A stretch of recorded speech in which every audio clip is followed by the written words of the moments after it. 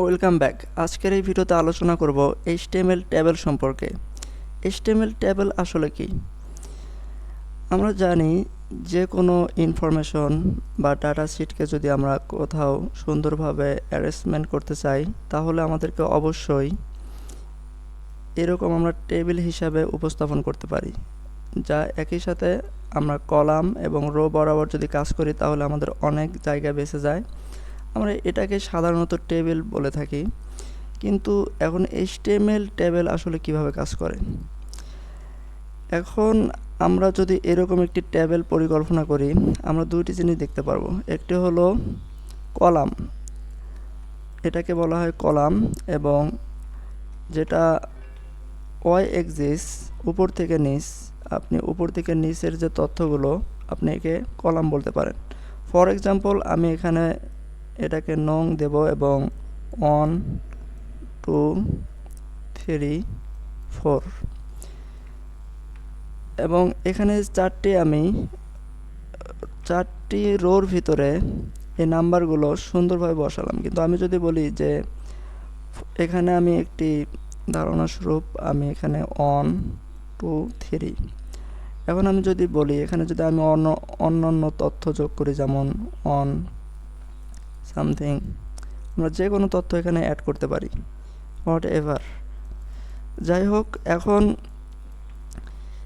এই নাম্বারগুলো আমি যদি বলি যে 1 নাম্বার কলামের 3 নাম্বার রো, তাহলে আপনি এটাকে মনে করবেন। এবং আমি যদি বলি 2 নাম্বারের এখানে আমরা যে রোগুলো আছে সেই অনুযায়ী আমরা কিন্তু কাউন্ট করতে পারি, কোনো সমস্যা নেই। এখন মূলত HTML শুধুমাত্র দুইটি বিষয় চেনে, একটি হলো রো আর একটি হলো কলাম। এখন আপনাকে কোনটা ডিফাইন করতে হবে, কলাম দিয়ে নাকি রো দিয়ে? আপনি HTML-কে কীভাবে বোঝাবেন যে আসলে আমি কী চাচ্ছি? ফর এক্সাম্পল, আমি একটি index.html নিলাম এবং এখানে একটা বয়লার প্লেট নিলাম এবং এখানে HTML ট্যাবেল নামে একটি নতুন ফাইল তৈরি করলাম। যাই হোক, এখন যদি আমি এটাকে লাইভ সার্ভারে দেখি, আমরা দেখতে পারবো যে এখানে একটা আমরা সুন্দর আউটপুট দেখতে পারতেছি যে এখানে কোনো সমস্যা নেই। এখন আমরা যদি একটা ট্যাবেল, ফর এক্সাম্পল ট্যাবেল নামে একটি ট্যাগ রয়েছে, এটাকে আমরা অ্যাড করলাম, কোনো সমস্যা নেই। এখন আমরা এটাকে কল নামে কোনো কি ট্যাগ রয়েছে? অবশ্যই রয়েছে, কিন্তু এটা কোনো কার্যকরী ট্যাগ না। আপনাকে অবশ্যই HTML ট্যাগ নিয়ে যখন কাজ করবেন, সে তখন কলাম চিনবে না, সে শুধু চেনে মাত্র রো। এখন রো কি? রোর জন্য আমরা যেটা করতে পারি, টিআর শব্দের অর্থ হলো টেবিল রো। টিআর শব্দের অর্থ হলো টেবিল রো। আপনি টিআর দিয়ে আপনি টেবিল রোকে উপস্থাপন করতে পারেন। যাই হোক, এখন যদি আমি টেবিল রো হিসাবে, ফর এক্সাম্পল, আমি এখানে এরকম যদি আপনি আউটপুট দেখতে চান, এখানে আউটপুট চলে আসছে কিন্তু এটার কোনো মানে নেই। এখন আমি যদি আরেকটি টিআর নেই, এরকমভাবে এটা একই লাইনে চলে আসছে, কিন্তু টিআরের ভিতরে আমাদের কতগুলো কলাম, এখানে যতগুলো কলাম আছে, যেমন কোম্পানি, কন্ট্রাক্ট এবং কান্ট্রি, এই অনুযায়ী আমাদেরকে 3টি টেবিল ডাটা নিতে হবে। টেবিল ডাটা, আমরা এই টেবিল ডাটাকে উপস্থাপন করার জন্য টিডি লিখতে পারি বা টিএইচ মানে হলো টেবিল হেডার। টিএইচ মানে হলো টেবিল হেডার ডাটা, এবং আপনি যদি সরাসরি টেবিল ডাটা বা এটা নিতে চান তাহলে আপনাকে টিডি লিখতে হবে। যেহেতু আমরা এই টেবিল হেডার কাকে বলে? আপনি যে উপরের অংশ বোল্ডার যে টেক্সটটা দেখতেছেন, যেমন কোম্পানি, কন্ট্রাক্ট, কান্ট্রি, এটা হলো টেবিল হেড। আপনি যখন এরকম হেড ডিফাইন করতে চাবেন যে আমার একটা টেবিলের হেড আছে, তখন আপনি টিএইচ লিখতে পারেন। টিএইচ মানে হলো টেবিল হেডার। এরকম যদি আমি দুইটা নেই এবং এখানে যদি আমি বলি যে কোম্পানি নেম, এবং এখানে যদি আমি দেই যে এমপ্লয়ি নেম, এখন যদি আমি এটাকে আউটপুট দেখার চেষ্টা করি, এখানে দেখতেছেন এটা একই সাথে চলে আসছে, কোনো সমস্যা নেই। এবং এটা দেখতে পারতেছেন একটা বোল্ডার টেক্সট। এবং আরেকটা জিনিস দেখেন, আমি যদি এই টিএইচটাকে একটা টেবিল রোর ভিতরে আমরা নিতে হবে, আমরা এটা টেবিল রোর ভিতরে নিলাম, এবং এখানে আমাদের টেবিল রো মানে হলো যে আমার এটা একটি রো মানে হলো আপনার এই বরাবর যেটা, যাই হোক, টেবিল রো আমাদেরকে আরেকটা নিতে হবে, কারণ এখানে কলামের কোনো উল্লেখ নেই। HTML ট্যাবেলের ভিতরে কলাম হিসাবে কোনো কিছু নেই, শুধু আপনাকে টেবিল রো নিতে হবে।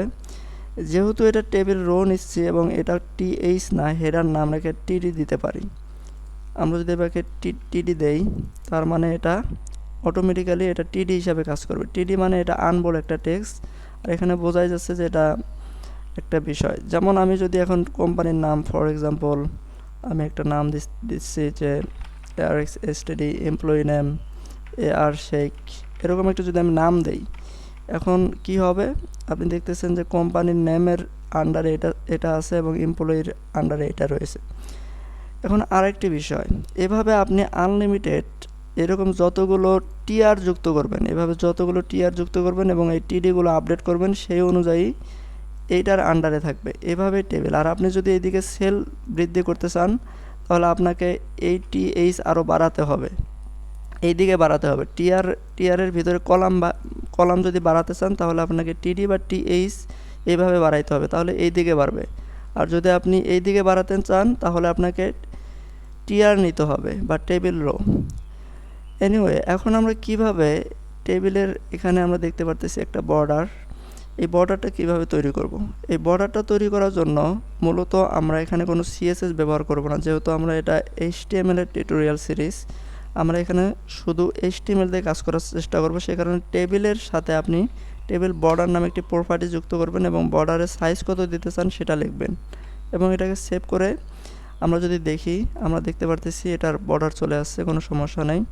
আর বর্ডার দিয়ে কাজ করলে আপনি একটু দ্রুত বুঝতে পারবেন। যাই হোক, শুধু একটি সামান্য একটি প্রপার্টি, এটার বিশাল কোনো কিছু না।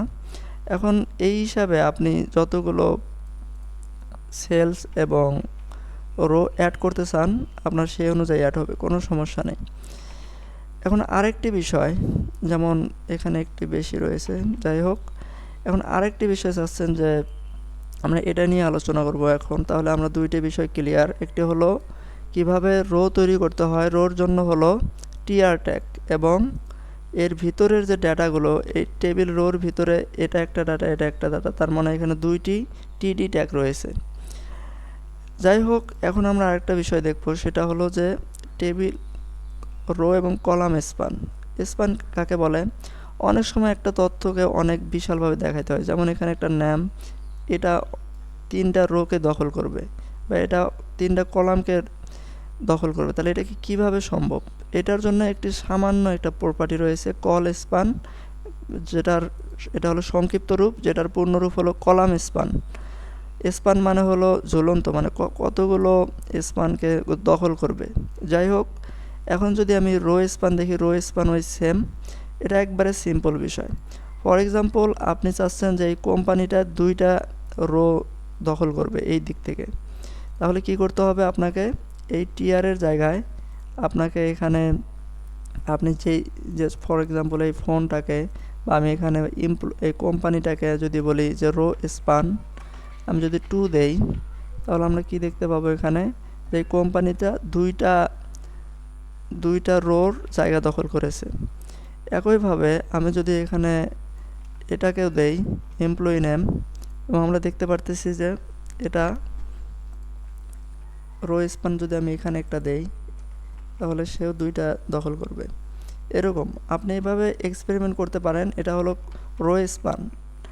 এবং কলাম স্প্যান কি, আপনি যদি এখানে ফর এক্সাম্পল আমি যদি দেই রো স্প্যান 2, এখানে যতগুলো রো দিবেন ততগুলো সেই হিসাবে আপনার এই দিক থেকে দখল করবে। যাই হোক, সে এখন দুইটা কলামের জায়গা নিয়েছে।